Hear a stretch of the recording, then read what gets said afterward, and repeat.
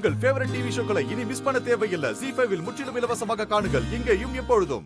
உங்களை பின்னாடி வந்து அடிச்சது யாருன்னு உங்க முகத்தை பாத்தீங்களா? இல்ல சார், என்னால முகத்தை பார்க்க முடியல. நீங்க பிடிச்சு வச்சிருந்தது ரியானா. உங்களை பின்னாடி வந்து அடிச்சது யாரு? அடிச்சது ரியானா. நீங்க யாரை பிடிச்சு வச்சிருந்தீங்க? அப்போ ரியாவுக்கு சப்போர்ட்டா யாரோ வந்திருக்காங்க. அது யாருன்னு கண்டுபிடிச்சா ரியாவை ஈஸியா கண்டுபிடிச்சிடலாம். சார், நீங்க ஒன்றும் கவலைப்படாதீங்க, அவளை சீக்கிரம் கண்டுபிடிச்சிடலாம். நம்மளை ரொம்ப நாளைக்கு ஏமாற்ற முடியாது.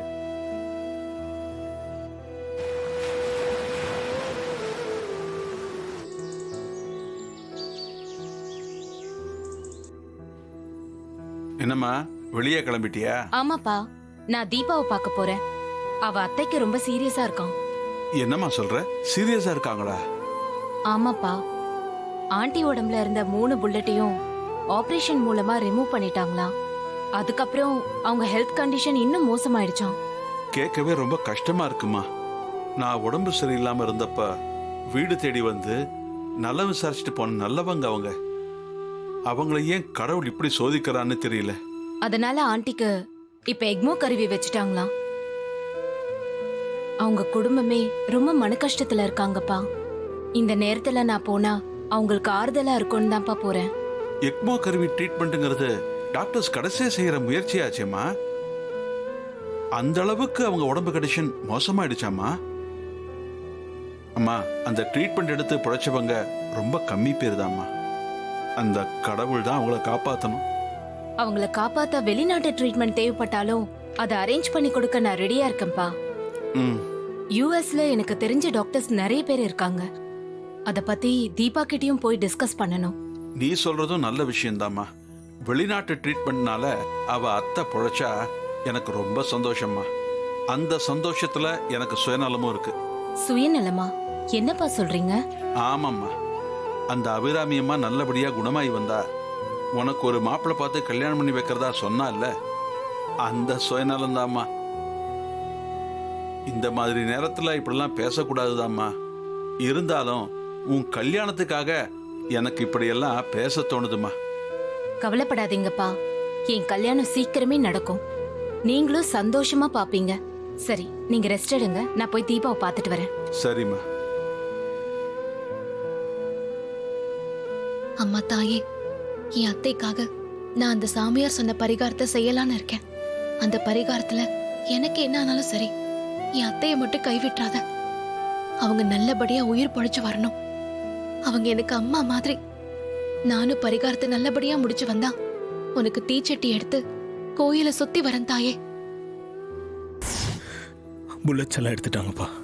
சரி, அவங்க ஹெல்த் கண்டிஷன் ரொம்ப மோசமா இருக்குன்னு சொல்லிட்டாங்கப்பா. நம்ம குடும்பத்துல இருக்கிற எல்லாருக்கும் வணக்கம்.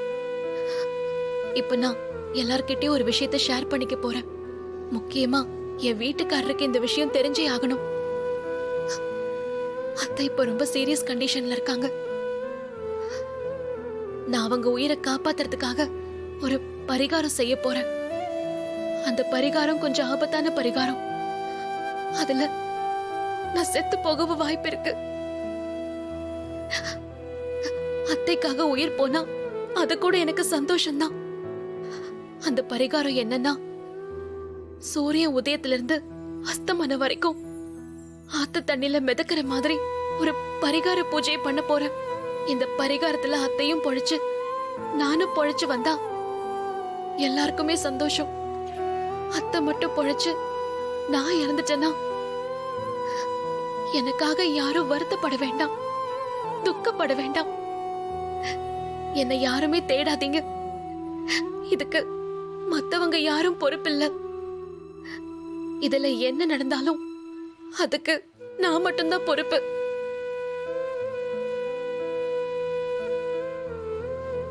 இப்ப இந்த வீடியோவை அம்முவுக்கு அனுப்புவோம்.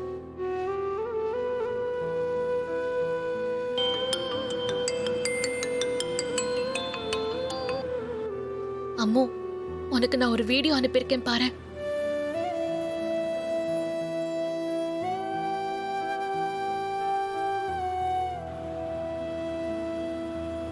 நம்ம குடும்பத்துல இருக்கிற எல்லாருக்கும் வணக்கம். இப்ப நான் எல்லார்கிட்டயும் ஒரு விஷயத்த ஷேர் பண்ணிக்க போறேன். முக்கியமா என் வீட்டுக்காரருக்கு இந்த விஷயம் தெரிஞ்சே ஆகணும்.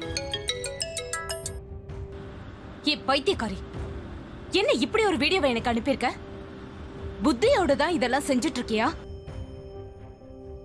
நீ இப்படி ஒரு வீடியோ அனுப்பிச்சிட்டா மட்டும் யாரும் வருத்தப்படாம சந்தோஷமா இருந்துருவாங்களா? இந்த வீடியோவை என் குடும்பத்துக்கு அனுப்புனா உன் மேல எந்த பழிப்பாவமும் வந்து சேராதல்ல. இனிமே என் கூட வரதுல உனக்கு எந்த பிரச்சனையும் இருக்காதல்ல. வா அம்மு, நாம அந்த சாமியாரை பார்த்து அந்த பரிகார பூஜையை செய்யலாம். ஏய், நீ தப்பா புரிஞ்சுட்டு பேசுற தீபா. அந்த சாமியார் சொன்ன பரிகார பூஜையை செய்ய வேணான்னு நான் சொல்றேன். நீ என்னடானா என் சாவுக்கு யாரும் காரணம் இல்லைன்னு வீடியோ பேசி அனுப்புற. ஒரு உயிரை பிழைக்க வைக்கிறதுக்காக இன்னொரு உயிரை எடுக்கிறது எப்படி நியாயமா இருக்கும்? நீ என்ன சொன்னாலும் சரி, நான் அந்த பரிகாரத்துக்கு சம்மதிக்க மாட்டேன். சாமியார் கிட்ட கூட்டிட்டும் போக மாட்டேன். ஏய் போடி, நீ இல்லனா பரிகாரம் நடக்காதா என்ன? அந்த சாமியார நானே போய் பார்த்து பரிகார பூஜைக்கு ஏற்பாடு பண்றேன். நீ வெயிடி போன. ஏய் தீபா, அவசரப்படாத. நீ சொன்னன்றதுக்காக உன்னை அந்த சாமியார் கிட்ட கூட்டிட்டு போயிருக்க கூடாது. அப்பவே தடுத்திருந்தா நீ இவ்ளோ தூரத்துக்கு வந்திருக்க மாட்ட. சரி, நீ முடிவெடுத்துட்ட. இனிமே உன்னை மாத்த முடியாது. கஷ்டமோ நஷ்டமோ நானும் இந்த பரிகாரத்துக்கு ஒத்துக்கிறேன். அந்த சாமியார் கிட்ட நான் கூட்டிட்டு போறேன். உன்கிட்ட கொஞ்சம் கடுமையா பேசிட்டேன், சாரிடி. நீ என் மேல இருக்கிற அக்கறையால தான் பேசுற.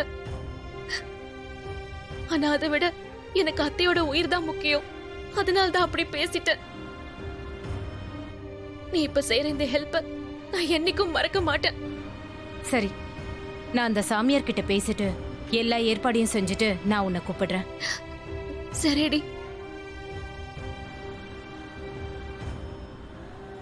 ஏய் தீபா, உன்னை கார்னர் பண்ணி பரிகார பூஜை செய்ய கொண்டு வந்துட்டேன். இது தெரியாம நீ அப்பாவியா என்கிட்டயே பூஜைக்கு ஏற்பாடு பண்ண சொல்ற.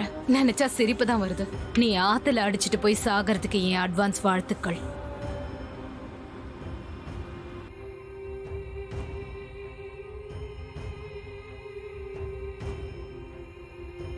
நாசமா போறவ நம்ப வச்சு முதுகுல குத்திட்டாலே. அந்த விளங்காதவ என்ன கோத்து விட்டு தர்மடி வாங்க வச்சுட்டா. அவளையும் ஒரு நாள் தர்மடி வாங்க வைக்கணும்.